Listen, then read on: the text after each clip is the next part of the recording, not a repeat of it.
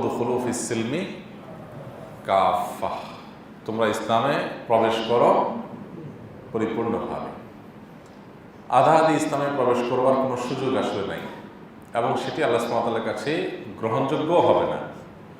এজন্য ইসলামে দাখিল হতে হবে পূর্ণাঙ্গভাবে। আর পরিপূর্ণভাবে ইসলামে দাখিল হওয়ার, ইসলামে প্রবেশ হওয়ার এই বিষয়টাকে আমরা সংক্ষেপে এক কথায় যদি বলি, তাহলে এভাবে বলতে পারি যে গোটা ইসলামটাকে আল্লাহ সুবহানাহু ওয়া তাআলা দুই ভাগে ভাগ করেছেন। অর্থাৎ একজন মুসলমানের করণীয়গুলোকে দুই ভাগে ভাগ করেছেন। তার কিছু হলো হুকুকুল্লাহ, অর্থাৎ আল্লাহ সুবহানাহু ওয়া তাআলার হক এবং অধিকার সমূহ, যেখানে মানুষের বা আল্লাহ সৃষ্টির কোনো অধিকারের সম্পর্ক নেই, জাস্ট আল্লাহর নির্দেশ নিষেধগুলোকে মান্য করে চলা, এটাই হলো হুকুকুল্লাহ। যেমন 5 ওয়াক্ত নামাজ, এটা আল্লাহর হক, এখানে কোনো মানুষের অধিকারের সংশ্লিষ্টতা নাই। আমি নামাজ না পড়লে কোনো মানুষের ক্ষতি করলাম না। ঠিক একইভাবে রোজা, রমজান মাসের সিয়াম, এটা কি আল্লাহর হক না বান্দার হক? আল্লাহর হক। কারণ আমি রমজান মাসের রোজা যদি না রাখি, তাতে কারোর কোনো অধিকার নষ্ট হলো না, কিন্তু আল্লাহর নির্দেশ লঙ্ঘন হলো, আল্লাহর হক নষ্ট হলো। আল্লাহর হক আমাদের কাছে কি, সেটা নিয়ে অনেক দীর্ঘ আলোচনা আছে। একটা হাদিস খুব সংক্ষেপে আমরা শুধুমাত্র বলতে পারি। নবী করিম সাল্লাল্লাহু আলাইহি ওয়াসাল্লাম বলেছেন, বান্দার কাছে আল্লাহর হক বা আল্লাহর পাওনা, আল্লাহর অধিকার হলো যে বান্দা আল্লাহর ইবাদত করবে, আল্লাহর সঙ্গে কাউকে শরীক করবে না, শিরিক মুক্ত ইবাদত করবে, আল্লাহর আদেশগুলোকে মেনে চলবে এবং সেগুলো অনলি ফর আল্লাহ সুবহানাহু ওয়া তাআলা করবে। আল্লাহ ছাড়া আর কাউকে সেখানে কোনো প্রকার শেয়ার দিবে না, শুধু আল্লাহর জন্য। এইভাবে যদি সে ইবাদত করে, তাহলে সে আল্লাহর হকটা আদায় করলো। আর যদি আল্লাহর হক সেইভাবে আদায় করতে পারে, তখন বান্দার হক হয়ে যায় আল্লাহর কাছে, অর্থাৎ বান্দার অধিকার হয়ে যায়, পাওনা হয়ে যায় আল্লাহর কাছে, যে আল্লাহ তাআলা তাকে জাহান্নামে কোনো প্রকার আযাব দেওয়া ছাড়া সরাসরি জান্নাতে প্রবেশ করাবে। তো এই আল্লাহর হক এবং বান্দার হক, এই দুটি বিষয়ের মধ্যে সমন্বয় করতে আমরা অনেকে ত্রুটি করে ফেলি, আর এই জন্যে আমরা খাঁটি মুসলমান বা পূর্ণাঙ্গ মুসলমান হতে পারি না। আমাদেরকে সবসময় লক্ষ্য রাখতে হবে যে আমাকে একাধারে আল্লাহর হকও আদায় করতে হবে, বান্দার হকও আদায় করতে হবে। আমাদের সমাজে কিছু মানুষ আছে যারা বান্দার হকের ব্যাপারে সচেতন, কিন্তু আল্লাহর হকের ব্যাপারে সচেতন না। তারা কারা? তারা হলেন অনেক নাস্তিক আছেন, অনেক নামধারী মুসলমান আছেন, যারা মাশাআল্লাহ সত্যি মানবাধিকারের ব্যাপারে সচেতন। একজন শ্রমিকের অধিকারের ব্যাপারে তিনি সচেতন, নারীর অধিকারের ব্যাপারে তিনি সচেতন, নিজের স্ত্রীর অধিকারের ব্যাপারে সচেতন, প্রতিবেশীর অধিকারের ব্যাপারে সচেতন, এরকম অন্যান্যদের অধিকারের ব্যাপারে আমি খুব সচেতন। এক কথায় আমাদের সমাজ যেটাকে সৎ বা ভালো মানুষ বলে, কিন্তু তিনি তার আল্লাহর অধিকার, তার সৃষ্টিকর্তার অধিকারের ব্যাপারে সচেতন না। যে আল্লাহ আমাকে সৃষ্টি করেছেন, যার নুন খেয়ে আমাকে বেঁচে থাকতে হয়, যার নেয়ামতের মাধ্যমে আমার অস্তিত্ব টিকে থাকে, সে রবের যদি আমি নাশুকরি করি আর পৃথিবীর সকল মানুষের কৃতজ্ঞতা আদায় করি, সবার প্রতি দায়িত্বশীল হই, তারপর আমি পূর্ণাঙ্গ দায়িত্বশীল কখনোই হতে পারবো না। ব্যাপারটা এরকম হয়ে গেল যে আপনি আপনার বাবাকে মানেন না, আপনার বাবার প্রতি কোনো আপনার কৃতজ্ঞতা বোধ নাই, তার প্রতি আপনার কোনো সিম্প্যাথি, মায়া, শ্রদ্ধা, ভালোবাসা কিছুই নেই, কিন্তু আপনি ভাই বোন, ভাতিজা ভাতিজি, বোন ভাগনা ভাগিনী, সবার প্রতি খুব কেয়ারিং, বাট আপনার মা বাবার পরে আপনি একেবারেই ড্যাম কেয়ারিং। এই বিষয়টা যেরকম গাছের গোড়া কেটে আগে পানি দেওয়ার মতো, আল্লাহর হক বাদ দিয়ে শুধু মানুষের অধিকার নিয়ে সোচ্চার থাকাটাও ঠিক একই রকম। কারণ আমি যে মানুষগুলোর অধিকার আদায় করতে চাই, তাদের অধিকার আদায় করা বা তাদের অধিকার দেওয়া, আদায় করার তৌফিক দান করা, এগুলো সবগুলো তো আল্লাহ সুবহানাহু ওয়া তাআলার দান। তিনি তো মহান সৃষ্টিকর্তা, সব তো তারই সৃষ্টি। অতএব তাকে ভুলে গিয়ে তার সৃষ্টির অধিকারের ব্যাপারে সচেতন থাকা, এটা হলো মা বাপকে ভুলে গিয়ে ভাই বোনকে নিয়ে কেয়ারিং থাকার মতো। এই জন্য একজন ইমানদার তিনি এই দুইটার মধ্যে সমন্বয় করবেন। প্রথম শ্রেণী যেটা বললাম, যে কিছু মানুষ আছে আমাদের সমাজে যারা মানুষের অধিকারের ব্যাপারে সচেতন, এমনকি পিপিলিকা, পশু পাখি, প্রাণী সবগুলো অধিকার উপরে সচেতন, কিন্তু আল্লাহর অধিকারের উপরে সচেতন না। আবার এর বিপরীতে দ্বিতীয় শ্রেণীর মানুষ আছেন যারা আমাদের সমাজের বেশিরভাগ মানুষ এই কাতারের, সেটা হলো যে আল্লাহর অধিকারের ব্যাপারে টুকটাক সচেতন হলেও বান্দার অধিকারের ব্যাপারে একেবারেই অবচেতন। আল্লাহর অধিকার আদায়ে কিছুটা হলেও চেষ্টা থাকে, কিন্তু বান্দার অধিকার আদায়ে তেমন কোনো চেষ্টা নেই বললে ভুল হবে না। আমরা 99.9% মুসলমান বললেও ভুল হবে না যে এই কাতারের সামিল, যে আমরা নামাজের ব্যাপারে যত সিরিয়াস, আমি আরেকটা মানুষের পেছনে যে সমালোচনা করছি, কথা বলছি, এতে তার অধিকার খর্ব হচ্ছে কিনা, ক্ষুণ্ণ হচ্ছে কিনা, এই ব্যাপারটাতে ততটা আমরা সিরিয়াস না। দেখুন, গোটা কোরআন যদি আপনি খোলেন আপনি অবাক হয়ে যাবেন। আল্লাহ সুবহানাহু ওয়া তাআলা কোরআনে তার অধিকারগুলোর ব্যাপারে এত খুলে খুলে বলেন নাই। তাওহীদের ব্যাপারটা বলেছেন, সেটা ভিন্ন। শিরক মুক্ত ঈমান, এটার ব্যাপারে সবচেয়ে বেশি আলোকপাত হয়েছে গোটা কোরআনে, এটা হলো মূল। কিন্তু এরপরে ইবাদতের কথা যদি আপনি বলেন, ইবাদতগুলো ইসলামের 5টা স্তম্ভ, মৌলিক কাজ, এগুলোর গুরুত্ব তো বোঝানো অপরিসীম, এগুলো বলা তো বাহুল্য, বাট সেই ইবাদতগুলোর ডিটেইল, বিস্তারিত বিবরণ আপনি কোরআনে খুঁজে পাবেন না। সংক্ষেপে সংক্ষেপে বলা আছে, বিস্তারিত ব্যাখ্যা আছে নবী সাল্লাল্লাহু আলাইহি ওয়াসাল্লামের হাদিসে। কিন্তু বান্দার হক সংশ্লিষ্ট বিষয়গুলো তুলনামূলকভাবে কোরআনে অনেক বেশি খুলে খুলে আল্লাহ সুবহানাহু ওয়া তাআলা বলেছেন। সেগুলো নবী সাল্লাল্লাহু আলাইহি ওয়াসাল্লামের জন্য রেখেছেন, কিন্তু এত বেশি রাখেন নাই, তিনি নিজেই অনেক কিছু বলে দিয়েছেন। তো এই জন্য বান্দার হকের ব্যাপারে সচেতনতা ছাড়া কখনো আমরা ভালো মুসলমান হওয়ার কোনো সুযোগ নেই। কথা একেবারেই পরিষ্কার। আল্লাহ সুবহানাহু ওয়া তাআলা দেখবেন না আপনি নামাজ কত বেশি নিয়ে আসছেন। হ্যাঁ, 5 ওয়াক্ত নামাজ এটা তো মৌলিক, পড়তেই হবে ম্যান্ডেটরি, এটা দেখবেন। এরপর আপনি নফল নামাজ যদি নাও পড়েন, আল্লাহর কাছে জবাবদিহিতা নাই। কিন্তু আল্লাহ দেখবেন আপনি আপনার প্রতিবেশীকে কষ্ট দিয়েছেন কিনা। আল্লাহ দেখবেন আপনার মা বাবার প্রতি দায়িত্ব সেটা আদায় করতে আপনি কোনো ত্রুটি করেছেন কিনা। আল্লাহ দেখবেন আপনার ভাই বোনের সাথে আপনার সম্পর্কটা কেমন ছিল। আল্লাহ সুবহানাহু ওয়া তাআলা দেখবেন আপনি যে সমাজে বসবাস করেন সেই সমাজে নানান বিষয় নিয়ে, আঞ্চলিক রাজনীতি, দেশীয় রাজনীতি, জাতীয় রাজনীতি, কিংবা ধর্মের নামে, কিংবা নানা নামে আপনি গ্রুপ করে করে, বলয় করে করে, এই গ্রুপিং এর পেছনে পড়তে গিয়ে আপনি কার কার সমালোচনা কি পরিমাণ করেছেন, কার কার চরিত্র হনন করেছেন, কার কার অধিকার নষ্ট করেছেন, কোন মুরব্বী আপনার বয়সে বড় তাকে অসম্মান করেছেন, কে বয়সে ছোট তাকে আপনি স্নেহ না করে, অনাদর করে তাকে আপনি যাতা আচরণ করেছেন, আপনি কি কি কাজ করেছেন, এগুলো হলো আপনার আমলনামার অন্যতম গুরুত্বপূর্ণ বিষয়। একটা হাদিস আমরা এর আগে আপনাদেরকে বারবার শুনিয়েছি। প্রিয় নবী সাল্লাল্লাহু আলাইহি ওয়াসাল্লামের এই হাদিসটি আমাদের প্রত্যেকের প্রতি মুহূর্তে মাথায় থাকা উচিত। আদ-দাওয়াবিন ইনদাল্লাহি সালাসা। কিয়ামতের ময়দানে আল্লাহ সুবহানাহু ওয়া তাআলার কাছে 3 ধরনের মামলা উঠবে বান্দার সব মামলাগুলোকে এখানে ভাগ করা হয়েছে 3টা। দেওয়ানুল লা ইয়াগফিরুল্লাহু মিনহু শাইআ, এক ধরনের মামলা থাকবে যেগুলোর কোনো ক্ষমা হবে না, কোনো ক্ষমা হবে না, অর্থাৎ সেগুলোর শুনানিই হবে না, কারণ এটা ক্ষমার অযোগ্য। সেগুলার শুনানি যে হ্যাঁ তুমি কেন করছো, বান্দা বলবে আল্লাহ আমি না বুঝা করে ফেলছি, আমাকে এখন মাফ করে দেন, আচ্ছা ঠিক আছে যাও মাফ, এরকম কোনো অপশন নাই। সেগুলো শুনানিই হবে না, ওই মামলার কোনো শুনানি আল্লাহ তাআলা করবেন না, অর্থাৎ বিনা শুনানিতে সেগুলো ক্ষমার যোগ্য। সেগুলো কোনগুলো? আল্লাহর সঙ্গে শিরক সাব্যস্ত করা, শরীক করা। নানাভাবে আমরা আল্লাহর সাথে শরীক করি, নানাভাবে। আল্লাহ সুবহানাহু ওয়া তাআলার সাথে শরীকের বিষয় নিয়ে আলাদা একদিন আলোচনা হওয়া দরকার। শিরক কতভাবে হতে পারে, কত ক্যাটাগরির শিরক আছে, কত দিক থেকে আমরা শিরকের সাথে আষ্টে পৃষ্ঠে জড়িত।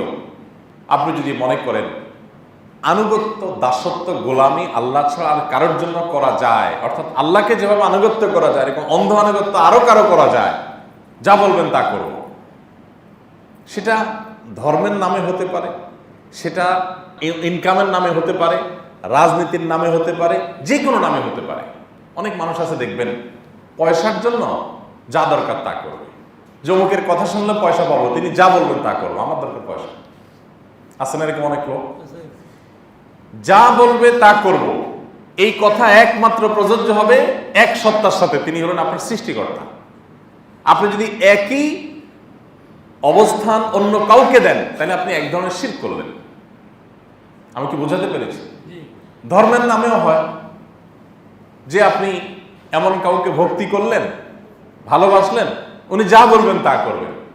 উনি উল্টা বলুক, ভুল বলুক, কোরআনের সাথে মিল থাকুক, বেমিল থাকুক, হাদিসের সাথে সামঞ্জস্য থাকুক, অসামঞ্জস্য থাকুক, দেখা দেখি নেই। বাস আমার হুজুর বলছে বা আমি ওনাকে শ্রদ্ধা করি, ভক্তি করি, উনি বলছেন, বাস আমি মানবো, আমার কিছু বোঝার দরকার নেই। এই অন্ধ আনুগত্য ধর্মের নামে অনেক সময় ব্যক্তিকে আমরা দেই, অনেক সময় রাজনীতির নামে। সেটা ভিলেজ পলিটিক্স বলেন, বিভিন্ন এলাকায় নানান স্বার্থ সংশ্লিষ্ট পলিটিক্স আছে না নাই? হোক সেটা জাতীয় রাজনীতি, আন্তর্জাতিক রাজনীতি, ছোট ছোট মহল্লা ভিত্তিক রাজনীতি, নানান রকমের রাজনীতি। এই সমস্ত রাজনীতিগুলোতে দেখা যায় আমি একটা গ্রুপে আছি, অতএব গ্রুপের লিডার যা বলছেন, কি বলছেন দেখার দরকার নাই, অন্ধের মতো ভুল বললো সেটাকে আমি প্রলেপ দিয়ে সঠিক বানানোর চেষ্টা করব, ব্যাখ্যা দাঁড় করানোর চেষ্টা করব। এটা হলো রাজনীতির নামে অন্ধ আনুগত্য। মুসলমান একমাত্র আনুগত্য করবে, অ্যাবসলিউট আনুগত্য যেটা, সেটা একমাত্র নিবেদন করবে এক সত্তাকে। তিনি কে?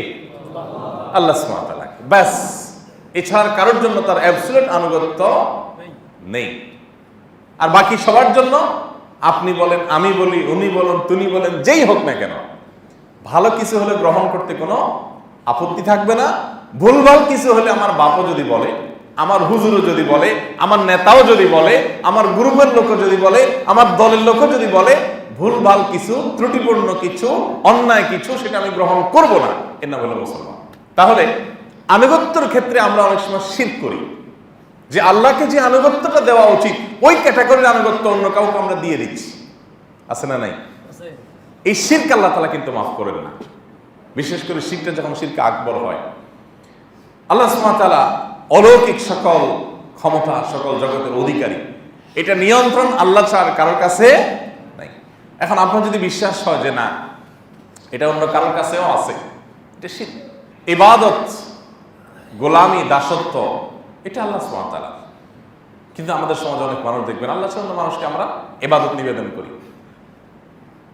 বান্দারে কপাল শুধু আল্লাহর জন্য নামবে। এই জন্য আল্লাহ কোরআনে আমাদেরকে সূরা ফাতিহা শিখিয়ে দিয়েছেন, ইয়্যাকা না'বুদু ওয়া ইয়্যাকা নাস্তাঈন। আল্লাহ শুধু আপনারই ইবাদত করি, আপনারই ইবাদত করি, আর কাউকে না। ওয়া ইয়্যাকা নাস্তাঈন, এবং আপনার কাছেই শুধু সাহায্য চাই। এখানে সাহায্য বলতে অলৌকিক সাহায্য, যেটা লৌকিক সাহায্য তো আপনি আমার কাছে, আমি আপনার কাছে চাইবো, ভাই একটা কলম দেন, ভাই জিনিসটা আগায় দেন, এটা লৌকিক সাহায্য, এটা দেওয়ার ক্ষমতা আপনার আছে, আপনি দিলেন। অলৌকিক সাহায্য কি? যে আল্লাহ আমার অমুক কাজটা আপনি করায় দেন, দৃশ্যমান কিছু না, লৌকিক কিছু না, অলৌকিক পাওয়ার, এটা একমাত্র আল্লাহ সুবহানাহু ওয়া তাআলার কাছে, আর কারোর কাছে। এখন কেউ যদি মনে করে যে আমার পীর সাহেবের কাছে আছে, অমুক দরবারে আছে, অমুক ব্যক্তির কাছে আছে, শিরক হলো। আল্লাহই ঘোষণা দিয়েছেন যে তোমাকে বলতে হবে, স্বীকারোক্তি দিতে হবে, ইয়্যাকা না'বুদু ওয়া ইয়্যাকা, তোমারই ইবাদত করি, দাসত্ব একমাত্র তোমারই করি, এবং তোমার কাছেই সাহায্য চাই। দেখুন, তাওহীদের মধ্যে অন্যরকম একটা সম্মান লুকায়িত আছে, মর্যাদা লুকায়িত আছে। আমরা এর আগে বিভিন্ন সময় বলেছি আপনাদেরকে, শিরক আল্লাহর কাছে সবচেয়ে বড় অপরাধ কেন? সবচেয়ে বড় অপরাধ কেন? মানুষ হত্যা, জেনা, ব্যভিচারের মতো অপরাধ, সেগুলো জঘন্য মহা অপরাধ ইসলামে, এগুলোর জন্য জঘন্য শাস্তি আছে। কিন্তু শিরকের মতো অপরাধ কোনোটা নেই। কারণটা কি? বাহ্যিকভাবে কিন্তু একটু চিন্তা করলে মনে হয় একটা মানুষ শিরক করলো, কারোর ক্ষতি তো করে নাই, কারোর ক্ষতি তো করে নাই। খুন করছে, একটা মানুষ মেরে ফেলছে, ধর্ষণ করছে, একটা মানুষের অধিকার নষ্ট করেছে। অতএব সেগুলো জঘন্য অপরাধ বোঝা যায়, সাদা চোখে বোঝা যায়, খোলা চোখে বোঝা যায়। কিন্তু আল্লাহর সঙ্গে শিরক করলো, সে আল্লাহরে সেজদা দিল, আবার কোনো মাজারে গিয়ে সেজদা দিল, আল্লাহর কাছে দোয়া করলো, আবার পীর বাবার কাছেও সন্তান চাইলো, ব্যবসার উন্নতি চাইলো, আল্লাহকে আনুগত্য করলো, আবার নানা নামে বিভিন্ন মানুষকে, দলকে, ইজমকে পর্যন্ত ওরকম আনুগত্য দিল যে আমি আপনার আনুগত্যের লাগাম, জিনজির আমার গলায় পরিয়ে এর মাথা আপনার হাতে দিলাম, আপনি যেদিকে টানবেন সেদিকে যাব। এই আনুগত্য সমাজে অনেক ক্ষেত্রে আছে না নাই? যে যে দল করে, যে যে গ্রুপ করে, সেটা ধর্মের নামে হোক, রাজনীতির নামে হোক, অন্য যে নামেই হোক না কেন, অন্ধ আনুগত্য। জিনজির পরে গোলামির রশিটা দিয়ে দিছে যার দল করে, যার গ্রুপ করে, যার মুরিদ হয়েছে, যার পেছনে আছে তার হাতে। এবার আপনি যেদিকে টান সেদিকে আসি, উল্টাপাল্টা বললো আমি এটাকে ধামাচাপা দেওয়ার চেষ্টা করব। এটা তো মুসলমানের চরিত্র না। মুসলমানের চরিত্র হলো যে অ্যাবসলিউট আনুগত্য সে আল্লাহর কাছে দিই। এখন কথা হলো আল্লাহর সঙ্গে শিরক করলো, না কাউকে সিজদা করলো, বড় শিরক করলো, তাহলে এটা সবচেয়ে বড় অপরাধ। কারণটা কি? এটাতে এমন কি সমস্যা হয়? ব্যক্তি শিরকে লিপ্ত হয়েছে, তিনি ক্ষতিগ্রস্ত হয়েছেন, মানুষের তো ক্ষতি করেননি। ভাইরা আমার, এটাকে সবচেয়ে বড় জঘন্য অপরাধ আল্লাহ সুবহানাহু ওয়া তাআলা বলেছেন, ক্ষমার অযোগ্য বলেছেন। অন্যতম একটি কারণ হলো আপনি গোটা পৃথিবীর সব মানুষকে হত্যা করতে পারবেন না। পারবেন? গোটা পৃথিবীর সব মানুষকে অপমান করতে আপনি পারবেন? পারবেন। শিরক এমন একটা অপরাধ যে অপরাধের মাধ্যমে গোটা পৃথিবীর সকল মানুষকে আপনি অপমান করতে পারবেন। কিভাবে সেটা? আপনি যখন শিরকে লিপ্ত হবেন, তার মানে হলো আপনি আপনার মহান সৃষ্টিকর্তাকে যে আনুগত্য দাসত্ব নিবেদন করার কথা, সেটা কোনো মূর্তিকে, কোনো ব্যক্তিকে, কোনো দলকে, কোনো গ্রুপকে, কোনো পিলারকে, কোনো প্রাণীকে, কোনো কিছুকে আপনি নিবেদন করলেন। এই নিবেদন করার মাধ্যমে মূলত আপনি গোটা মানব জাতিকে অপমান করলেন। কিভাবে অপমান করলেন? কারণ মানব জাতিকে আল্লাহ তাআলা বলেছেন ওয়ালাকাদ কাররামনা বানি আদম, আমি আদম সন্তানকে, মানব জাতিকে সম্মানিত করেছি, মর্যাদা দিয়েছি। এই জন্য সে জাত্তার গোলামি করবে না, সে শুধু গোলামি করবে কার? আপনি অন্য আল্লাহর একটা সৃষ্টির গোলামি করে এটা আপনি পুরো মানব জাতিকে মূলত অপমানিত করেছেন। কারণ মানব জাতি কোন সৃষ্টির গোলামির জন্য তৈরি হয় নাই, সকল সৃষ্টি মানব জাতির জন্য তৈরি হয়েছে। আর সে গোলামি করবে শুধু কার? আল্লাহ। কিছু লোক আছে না, যে ধরেন প্রধানমন্ত্রী, প্রেসিডেন্টের এমন কাছের কেউ, এমন গুরুত্বপূর্ণ চেয়ারে থাকা কোনো লোক, যিনি আসলে প্রধানমন্ত্রী ছাড়া কাউকে তার খুব বেশি গোনার প্রয়োজন নেই। আছে না এরকম কিছু চেয়ার? সেই চেয়ারের লোক যদি অন্যদেরকে সেম আনুগত্যটা নিবেদন করে, তাহলে ওই চেয়ারটার জন্য, ওই চেয়ারে যত মানুষ বসে সবার জন্য সেটা অপমানের কিনা বলেন? এই কথাকে আমরা এর আগে আরেকটা এক্সাম্পল দিয়েছি। ধরুন একটা জনসমাবেশ চলছে, সেখানে দেশের, রাষ্ট্রের বা সরকারের প্রধান আসবেন, একবার দেশের সর্বোচ্চ পদে থাকা ব্যক্তি আসবেন, ওনার জন্য একটা চেয়ার রাখা আছে, একটা ফুলের তোড়া রাখা আছে স্টেজে, উনি আসবেন। পাশে যদি আরেকটা চেয়ার রাখা হয় এবং সেই চেয়ারটা ওই এলাকার একজন চৌকিদার, তিনিও মানুষ, তিনিও আল্লাহর বান্দা, তার জন্য রাখা হয়, এবং তার চেয়ারটা এই চেয়ারটা দুইটাই সমান, তার ফুলের তোড়াটা এটা দুইটাই সমান, সমান হারে সম্মাননা প্রদর্শন যদি করা হয়, এতে রাষ্ট্র বা সরকারের সর্বোচ্চ পদে থাকা ব্যক্তিটা ওই স্টেজ থেকে অপমানিত হয়ে স্টেজ ত্যাগ করবেন কি করবেন না? যে আমার এই ক্ষমতার একেবারে সর্বনিম্ন স্তরে থাকা একটা মানুষকে আমার সমান মর্যাদা দেওয়া, আমার কাতারে নিয়ে আসা মানে আমাকে অপমান করে। শিরকের মাধ্যমে মানুষকে স্রষ্টার গোলামি করে মানবতাকে অপমান করা হয়, এটা মানবতার সাথে যায় না। আবার একই সঙ্গে আল্লাহ সুবহানাহু ওয়া তাআলার শানে সবচেয়ে বড় বেয়াদবি হয় যে আল্লাহ সুবহানাহু ওয়া তাআলার স্রষ্টার সৃষ্টিকে আল্লাহর স্থান সমপর্যায়ে নিয়ে যাওয়া হয়। কথা কি বোঝাতে পারছি কেন জিনিসটা জঘন্য? আপনি যদি অন্য কোনো আল্লাহর একটা নির্দেশকে লঙ্ঘন করেন, তাহলে এত বড় অপরাধ হবে না যত বড় অপরাধ হবে আল্লাহকে যদি, আল্লাহর সৃষ্টিকে যদি আল্লাহর পর্যায়ে আপনি নিয়ে বসান, তত বড় অপমান হবে। কারণ আল্লাহর সৃষ্টির সাথে স্রষ্টার কোনো তুলনাই চলে না। মানুষের তুলনা হতে পারে, প্রধানমন্ত্রী আর প্রেসিডেন্টের সাথে একজন চৌকিদারের তুলনা হতে পারে, তিনিও মানুষ, ইনিও এই দিক থেকে তুলনা হতে পারে, কিন্তু তারপরেও সেটা পৃথিবীর কোনো সমাজ, কোনো মানুষ গ্রহণ করবে না, এবং সেটা কখনো সঠিক বলে বিবেচিত হবে না, এটা তার জন্য অপমানকর হবে। তাহলে আল্লাহ মহান সৃষ্টিকর্তার সাথে তার সৃষ্টিকে যদি আপনি শিরক করেন, সেটা কত বড় অপমানজনক হতে পারে। এই জন্য শিরকের এই অপরাধটা আল্লাহ তাআলার কাছে এত জঘন্য। শিরক নিয়ে আলোচনা আমাদের সমাজে খুব বেশি হয় না, প্রচুর আলোচনা হওয়া দরকার। কোরআনের সবচেয়ে বেশি আলোচিত ইস্যুর নাম হলো শিরক। কোরআনের সবচেয়ে বেশি যেই অপরাধের ভয়াবহতার উপরে সাবধান করা হয়েছে সেগুলো শিরক থেকে বেঁচে থাকা। মানব ইতিহাসের শুরু থেকে আজও পর্যন্ত যত নবী রাসূল এসেছেন, সমস্ত নবী রাসূলগণ একটি গুনাহ থেকে, একটি অপরাধ এবং পাপ থেকে সবচেয়ে বেশি কমনলি সবাই সতর্ক করেছেন, সেটার নাম কি? এই শিরক, এটা আমার মধ্যে থাকতে পারবে না। শিরকের হাজারটা শাখা প্রশাখা আছে, বিভিন্নভাবে হয়।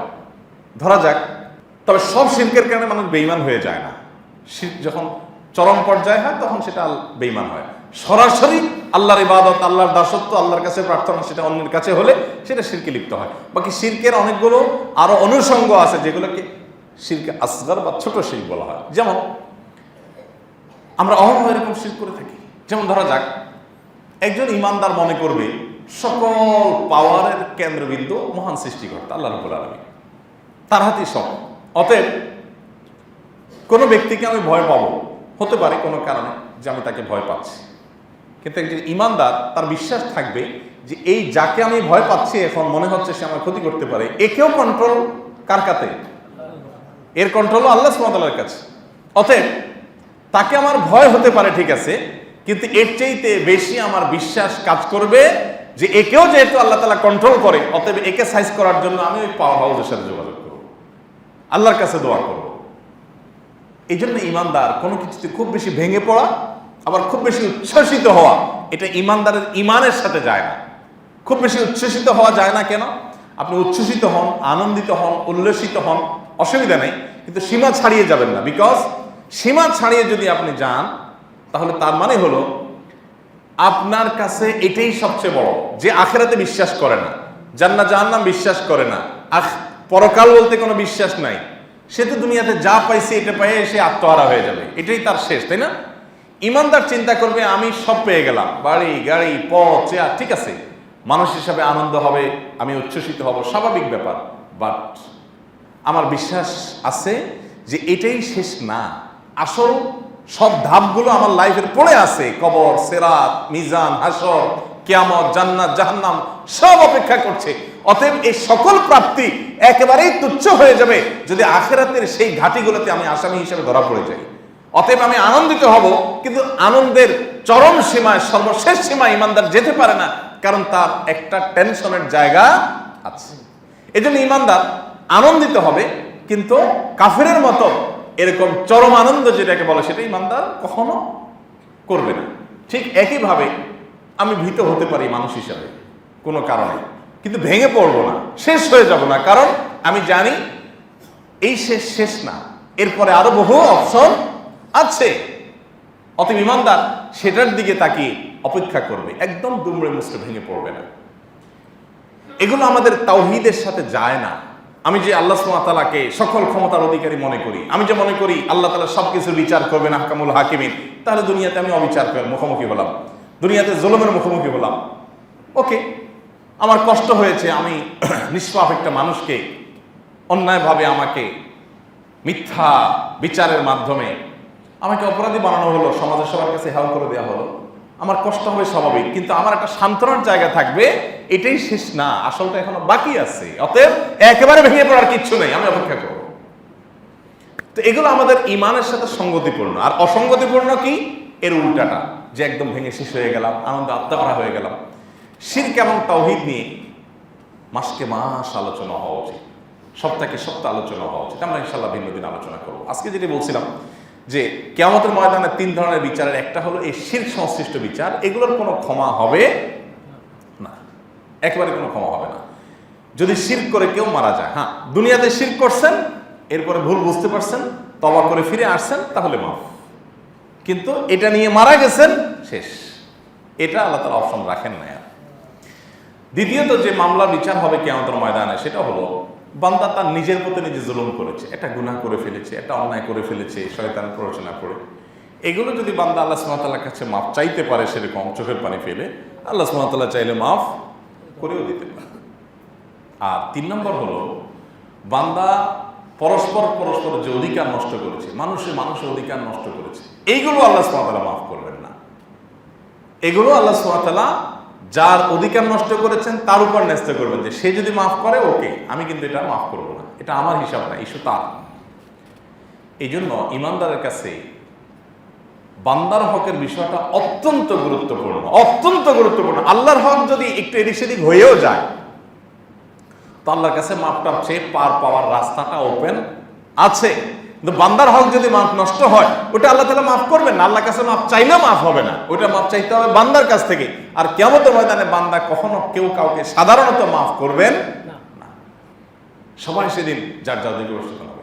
এদের একটা ইন্টারেস্টিং বিষয় খেয়াল করবেন আপনারা, ইসলামের বিচার ব্যবস্থায় যে দণ্ডবিধি আছে একটু লক্ষ্য করলে দেখবেন আল্লাহর হক নষ্টের কারণে কোনো দণ্ড ইসলামের দণ্ডবিধিতে আরোপ হয়নি। অবাক করা বিষয়, কিন্তু সবচেয়ে বড় অপরাধ শিরিক করা, তাই না? কিন্তু যদি শিরিক করে তাহলে কয় ব্যক্তি মারতে হবে, কয়দিন জেলে রাখতে হবে, কোনো শাস্তি আছে ইসলামে? বুঝেন না আমার কথা?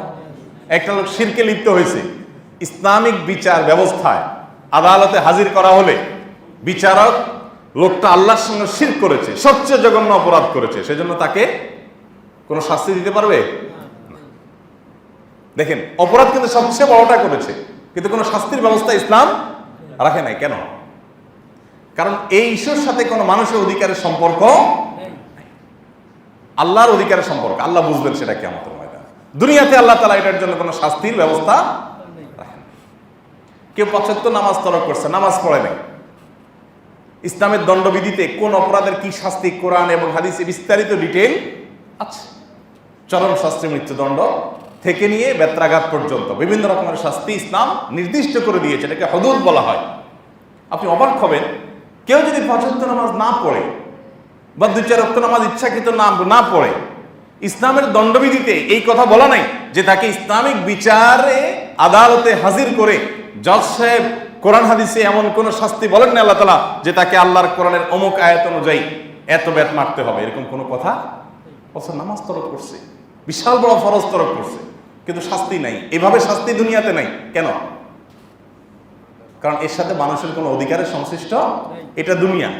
এখানে আল্লাহ তাআলা দণ্ডবিধি রেখেছেন সেই সমস্ত অপরাধের ক্ষেত্রে যে অপরাধগুলো নিয়ন্ত্রণ না করলে সমাজের মানুষ ক্ষতিগ্রস্ত হবে, মানুষের অধিকার নষ্ট হবে।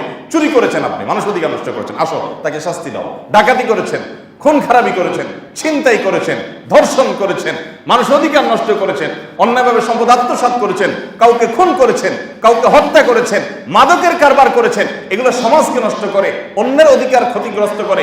এই জন্য এগুলার প্রত্যেকটা সুনির্দিষ্ট দণ্ডবিধি ইসলাম ঠিক করেছে। মানুষের অধিকারের বিষয়টা কত গুরুত্বপূর্ণ এখান থেকে আমরা কিছুটা হলো আঁচ করতে পারি। অথচ একজন মুসলমান হিসাবে আমরা অনেকে আছি অবলীলা অন্যদের অধিকার নষ্ট করে চলেছি। ভাইরা আমার, আপনি অবাক হয়ে যাবেন, প্রিয় নবী সাল্লাল্লাহু আলাইহি ওয়াসাল্লাম যখন হিজরত করে মক্কা থেকে মদিনায় আসলেন, রাহিকুল মাখতুমে আল্লামা সফিউল আহমদ বকর রহমাতুল্লাহ আলাইহি একটা চ্যাপ্টারে অনেকগুলো হাদিস সংকলন করেছেন। আমার এত ভালো লেগেছে, সেগুলো আমি নোট করে রেখেছি আলাদা করে। সে হাদিসগুলো এনে উনি একটা জিনিস প্রমাণ করতে চাইছেন যে প্রিয় নবী সাল্লাল্লাহু আলাইহি ওয়াসাল্লাম মক্কা থেকে মদিনায় আসার পর যখন একটা ইসলামী সমাজ পেলেন, তখন প্রথম কাজ কি ছিল তার? মানে সংশোধনমূলক কাজ, সংস্কারমূলক কাজের ভিতরে প্রথম ধাপ ছিল যে তিনি এসে মানুষকে বললেন, আল মুসলিমু আখুল মুসলিম লা ইয়াখযুলুহু ওয়া লা ইয়াকতুলুহু লা ইয়াসুবুহু সিবাবুল মুমিনি ফুসুক ওয়া কিতালুহু কুফর। মুসলমান ভাই ভাই হয়ে থাকবে, প্রতিবেশীর অধিকার আদায় করবে, কেউ বেচাকেনা করতে গেলে সে কোনো রকম প্রতারণা করবে না, মিথ্যা কথা বলবে না, সে কেউ যদি যখন কিনতে যায় তখন কিনতে গিয়েও দোকানদারের সাথে কোনো প্রতারণা করবে না, আন্তরিক থাকবে, ভালো মানুষের পরিচয় দিবে, লেনদেন যখন করবে, দেনা দায়িত্ব যখন হবে, হাওলাত ধার যখন করবে, সেটা পরিশোধ করার ক্ষেত্রে কমিটমেন্ট রক্ষা করবে, প্রতিবেশীকে কষ্ট দিবে না, বাবা মার অধিকার সচেতন হবে, একজন অন্যজনের প্রতি দায়িত্বশীল হবে, স্বামী স্ত্রীর প্রতি দায়িত্বশীল হবে। আপনি অবাক হয়ে যাবেন, মদিনা আসার পর নবী সাল্লাল্লাহু আলাইহি ওয়াসাল্লামের সমস্ত হাদিসগুলো অ্যানালাইসিস করলে দেখবেন শুরুর দিকে বিশেষ করে 90 থেকে 95% হাদিস হলো মানুষের অধিকার সংশ্লিষ্ট। সবার অধিকার আদায় করে আপনি একজন ভালো মানুষ হতে পারবেন। আমাদের এখন দাড়ি লম্বা আছে, জুব্বাও লম্বা আছে, টুপিও মাশাআল্লাহ ঠিক আছে, দরকার উপরে পাগড়ি টুপিও আছে, সবই আছে, নামাজও পড়ি, মাগার আইল ঠেলা, রাস্তার 1 বিঘত জায়গা দখল করে ফেলা, গাড়িটা নামার জন্য 1 বিঘত জায়গা নিয়ে এলাম, কে বলবে আমার কিছু, আমি এলাকার প্রভাবশালী মানুষ, আর বললে ম্যানেজ করে ফেলবো। এগুলো আমাদের মধ্যে আছে না নাই? ভাইরা আমার, ইমানদারের টাকার খুব প্রয়োজন, কিন্তু হালাল টাকা, হারাম টাকা 1 পয়সারও প্রয়োজন। অন্যের অধিকারের ব্যাপারে আমরা সচেতন না হলে আমরা কখনো পরিপূর্ণভাবে মুসলমান হতে পারবো না, কখনো না। এই জন্য ইসলামটা যতটা না ইবাদত সর্বস্ব, খুব ভালো করে শুনে রাখেন, ইসলামটা যতটা না ইবাদত সর্বস্ব তার চাইতে বহুগুণ বেশি অধিকার সর্বস্ব। মানুষের অধিকারের ব্যাপারে আপনাকে অনেক বেশি সতর্ক থাকতে হবে। ইবাদত খুব বেশি না, কিন্তু আপনি দিনে 5 ওয়াক্ত নামাজ পড়লেন, দৃশ্যমান ইবাদতের বাইরে আর কি আছে বলেন? কিন্তু আপনাকে বাজারে যাচ্ছেন, মানুষের অধিকার, কাস্টমার, ক্লায়েন্ট, দোকানদার, সরকার, দেশের মানুষ, রাস্তার পথচারী, তারও অধিকার আছে, আছে না নেই? আপনি রাস্তাটা ফেলে দিলেন, কারো কষ্ট দিলেন, অধিকার নষ্ট হবে না? বাসায় গেছেন, স্ত্রীর অধিকার, সন্তানের অধিকার, মা বাবার অধিকার। আপনি কোথায় যাচ্ছেন? প্রতি মুহূর্তে মুহূর্তে আল্লাহর নির্দেশ এসে হাজির, মাগার নামাজ শুধু 5 ওয়াক্ত। তাহলে ইসলামটা যতটা না ইবাদত সর্বস্ব তার চেয়ে অনেক বেশি হলো মানুষের অধিকার সর্বস্ব। আপনি পশু পাখির প্রতি অধিকার আদায় করতে সচেতন হতে হবে, দায়িত্বশীল হতে হবে। আপনি এই যে গাছ পর্যন্ত আপনি মনে চাইলে আর একটা গাছ নিধন করে ফেললেন, ফুর্তি করতে করতে একটা গাছ উঠে ফেললেন, এত সহজ না, জায়েজ না ইসলামে। প্রয়োজন হলে আপনি কাটতে পারেন, সেটাকে জ্বালানি বানাতে পারেন, সেখান থেকে কাঠ সংগ্রহ করতে পারেন, কিন্তু প্রয়োজন ছাড়া বা যৌক্তিক কারণ ছাড়া যা ইচ্ছা তা করবেন, এই সুযোগ নাই। আপনি একটা প্রাণীকে ফুর্তি করতে করতে হত্যা করে ফেললেন, মজা করতে করতে তাকে কষ্ট দিয়ে দিয়ে হত্যা করলেন, না, এই সুযোগ রাখে না ইসলাম। তবে ভাইরা আমার, ভালো মানুষ হওয়া ছাড়া, দায়িত্বশীল মানুষ হওয়া ছাড়া, মানুষ তো মানুষ, আল্লাহ সকল সৃষ্টির প্রতি দায়িত্ব সচেতন, কর্তব্য সচেতন হওয়া ছাড়া পূর্ণাঙ্গ মুসলমান হওয়ার কোনো স্কোপ নেই। আল্লাহ তাআলা আমাদেরকে খাঁটি মুসলমান হওয়ার তৌফিক দান করুন। যত নামাজি মুসলমান দেশে আছে, আল্লাহর কসম, শতবার শপথ করে আমি বলতে পারি, যত নামাজি মুসলমান দেশে আছে, এত লেনদেনের সৎ মুসলমান দেশে নাই। যত রোজাদার মুসলমান দেশে আছে, তত অন্যের অধিকারের ব্যাপারে সচেতন, যে আমার দ্বারা আমার বোনের কোনো অধিকার নষ্ট হচ্ছে কিনা, সে করে করুক, আমার দ্বারা যেন কোনো কষ্ট, কোনো ক্ষতি, অন্যায়, অবিচার যেন না হয়। এরকম মানুষের, সব মানুষের অধিকার। একটা ঝগড়া হলো, বিতর্ক হলো, আল্লাহ বলেছেন কোরআনে, ওয়ালা ইয়াজরিমান্নাকুম শানাআনু কওমিন আল্লাহ তা'দিলু ই'দিলু হুয়া আকরাবু লিত-তাকওয়া। তোমার সাথে কারো গন্ডগোল হয়েছে, একসাথে থাকতে গেলে হতে পারে, আপনি একটা এলাকায় বসবাস করেন, আরে মসজিদকে কেন্দ্র করে তো 2-3টা গ্রুপ হয়ে যায়। আপনি ভাড়াটিয়া, আপনি বাড়িওয়ালা, আপনি জমি মালিক, আপনি ফ্ল্যাট মালিক, আপনি একটা দল করেন, উনি আরেকটা দল করে, নানান বিষয় নিয়ে আমাদের মধ্যে নানান মতপার্থক্য থাকতে পারে, এটাই বাস্তবতা। আল্লাহ বলেছেন এগুলোর কারণে যেন তুমি কারোর প্রতি অন্যায় আচরণ না করো, যে তুমি আমার দলের না, আমার প্রতিপক্ষ, অতএব এই সুযোগে তার প্রতি আমি অন্যায় আচরণ করবো, মিথ্যা কথা বলবো, তার চরিত্রে কালিমা দিব, যা খুশি তা বলবো না। হতে পারে আমি তার বিরোধী, হতে পারে আমি তার প্রতিপক্ষ, হতে পারে আমি তাকে পছন্দও করি না, কিন্তু তাই বলে আমি তার ব্যাপারে একটা অন্যায় কথা, মিথ্যা কথা, জুলুম এটা করতে পারি, তাহলে আমি বান্দার হক নষ্ট করলাম। কোরআন কত খুঁটে খুঁটে খুঁটে খুঁটে আমাদেরকে ভালো মানুষ হতে বলেছে। এত নামাজি আমরা, কয়জন ভালো মানুষ বলেন, যে আমার দ্বারা আর কেউ কষ্ট পাবে না? আল মুসলিমু মান সালিমাল মুসলিমুনা মিন লিসানিহি ওয়া ইয়াদিহি। মুসলমান তো সে যার হাত এবং মুখ দ্বারা সবাই নিরাপদ থাকে, কেউ তাকে দেখলে ভয় পায় না এই ব্যাপারটাতে যে সে আমার ক্ষতি করে ফেলবে, যত বড় পাওয়ার হোল্ড করে না কেন, সবাই জানে যে না, ওনার দ্বারা কোনো ক্ষতি হবে না। নবী সাল্লাল্লাহু আলাইহি ওয়াসাল্লাম বলেছেন, এই লোকটা সবচেয়ে ভালো মানুষ, মাল্লা ইয়াখাফু শাররু, যার কোনো ক্ষতি আশঙ্কা কেউ করে না। সবাই মনে করে না, ওনার উপরে টেনশন নেই, উনি আমার কোনো ক্ষতি করতে পারে না। আল্লাহ তাআলা আমাকে আপনাকে সেরকম বিনয়ী ভালো মানুষ হওয়ার তৌফিক দান করুন।